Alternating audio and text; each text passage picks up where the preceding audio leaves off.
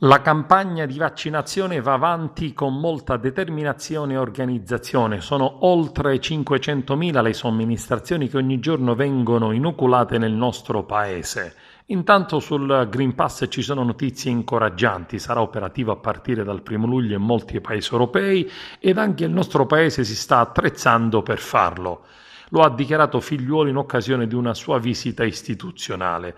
L'altra importante questione è che si potrà ricevere la seconda dose anche in vacanza, così come aveva chiesto il governatore del Piemonte e la conferenza delle regioni. Ed abbiamo accolto, dice il generale, questa opportunità. I cittadini dunque potranno ricevere la seconda dose durante i giorni di vacanza nel nostro paese e ci organizzeremo e faremo gli opportuni bilanciamenti logistici delle dosi. Dal punto di vista dei flussi informativi le procedure sono già limate, ora le regioni le dovranno mettere in pratica.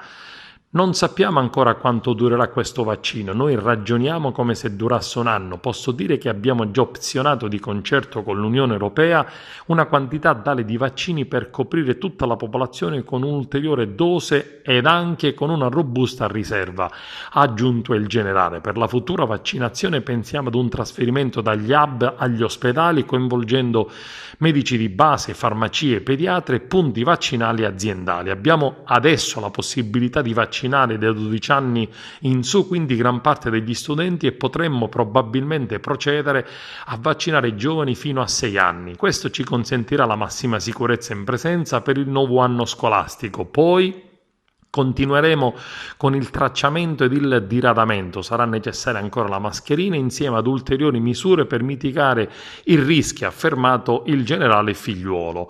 Ad oggi sono state somministrate oltre 39.300.000 dosi di vaccino. Gli italiani che hanno ricevuto la prima dose sono circa 26 milioni, quasi il 48%. Questo grazie alla grande efficienza raggiunta dalla macchina organizzativa. È la bella Italia che quando si mette assieme e fa squadra vince, ha concluso Figliuolo.